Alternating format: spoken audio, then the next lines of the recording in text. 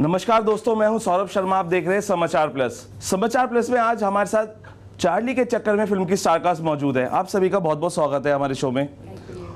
सबसे पहला क्वेश्चन करते हैं captain of the ship director से। सर, आपसे जानना चाहेंगे, देवर र्यूमर्स कि it's real life based story है, कुछ बॉम्बे में इट हैपेंड समथिंग, कुछ हुआ था और उस पर कुछ बेस्ड है, तो आपसे क्लियर करना चाहेंगे कि क्या ये ट्रू है या फॉल्स है?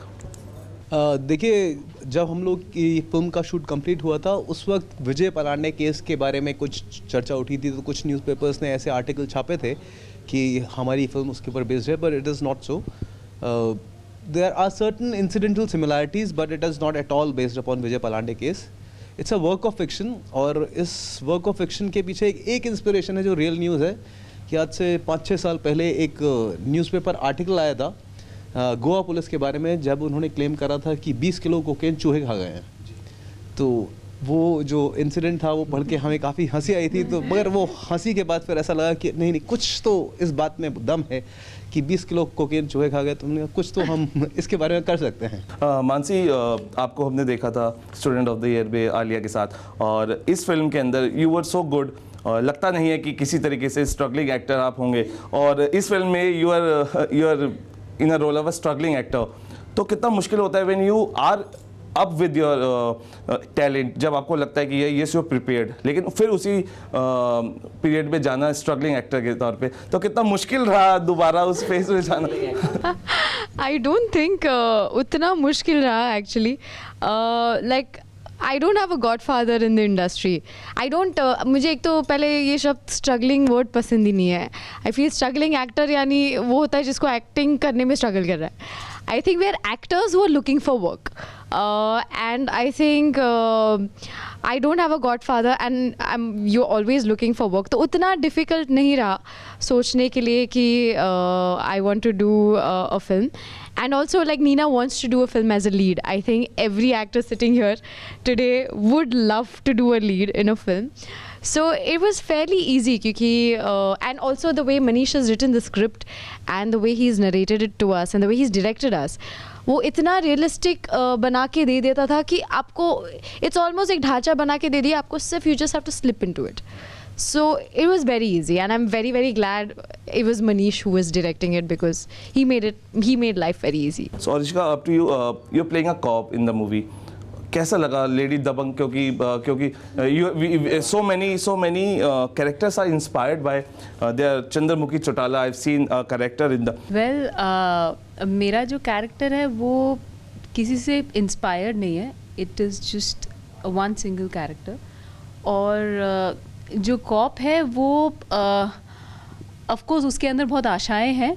वो कुछ प्रूव करने आई है, दिखाना चाहती है कि अगर मैं फ़ीमेल कॉप हूँ तो मैं बहुत कुछ कर सकती हूँ. ऐसा नहीं है कि चूँकि मैं लड़की हूँ तो मैं कुछ नहीं कर सकती. तो इस चीज़ को दर्शाया गया है. और मैंने बहुत मेहनत की है इस पार्ट को प्ले करने के लिए. बहुत वर्कशॉप्स किए थे मनीष ने, अमित ने मेरे साथ. और कोशिश की है कि कुछ अलग कर सकूं, कुछ अलग दिखे. जो दिखता है वो ना दिखे, कुछ अलग दिखे. कहते हैं कि फैमिली एक साथ ऐसा मिथ है कि बोल्ड सीन्स है तो फैमिली नहीं जा सकती, ए सर्टिफिकेट है. तो कैसे आप देखते हैं कि जो कौन सा ऑडियंस आप अट्रैक्ट कर पाएंगे इस फिल्म से? देखिए, this film is about youth. It is about people who are very young, और उन्हीं की लाइफ के ऊपर फिल्म है. और मुझे लगता है कि those people who are on that verge, जो होती है एक एज 17-18 साल की, 20 साल की, जहाँ पे लोग सबसे पहली बार एनामर्ड होते हैं दिस आइडिया ऑफ ड्रग से. और वही हमारे कैरेक्टर्स की भी एज है, और वो जब उस ड्रग से पहली बार एनामर्ड होते हैं. और आई थिंक इनकी these people will definitely relate to the film. And उनको लगेगा कि शायद उनकी अपनी ज़िंदगी में ऐसे इंसिडेंट्स होते रहे हैं, और शायद वो भी, उनका भी झुकाव कभी ड्रग्स की तरफ हुआ होगा. तो it is all about those kind of situations, and I am sure कि those people will appreciate it.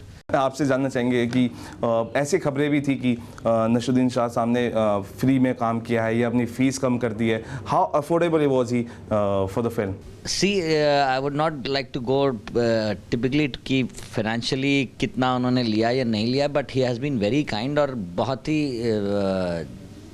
generosity उन्होंने दिखाई है. the way he has helped us in totality. Yes, इसका बजट तो बहुत टाइट था इस फिल्म का शुरू से ही, तो उस बजट के हिसाब से अगर देखें तो he has been very kind. अब फ्री वाली जो बात है वो मैं अभी क्या बोलूँ, बट इन अ वेरी, हाँ, it that too is slightly a mystery.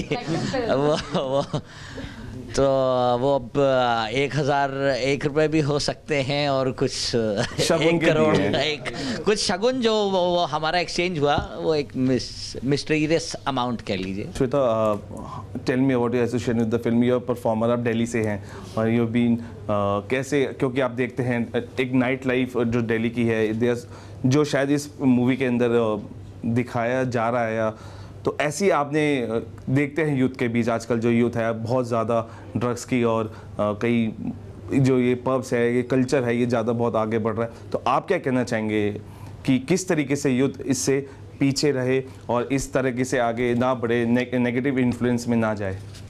देखिए, जब भी कोई फिल्म इस तरह से अपना एक मैसेज देती है तो फिल्म का मैसेज कभी भी नेगेटिव नहीं होता. पहले तो मैं ये बोलना चाहूँगी कि इस फिल्म में भी आई थिंक कहीं पर भी ये चीज़ नहीं है कि कुछ वल्गैरिटी तौर पे या कुछ हमारे यंगस्टर्स को किसी भी तरह से कुछ रॉन्ग मैसेज नहीं है. और yeah, it doesn't promote basically, and I think you know, I can't say much about this. I really, I myself, मैं ड्रिंक नॉन-वेज और ये सब नहीं करती हूँ, बट स्टिल आप मेरे एग्जांपल ले लीजिए, मैं इस फील्ड में हूँ and you know I am in this field and I am doing this. चलिए अमित, आपसे ऑडियंस जाते जाते क्या कहना चाहिए अपने फैंस ऑडियंस को?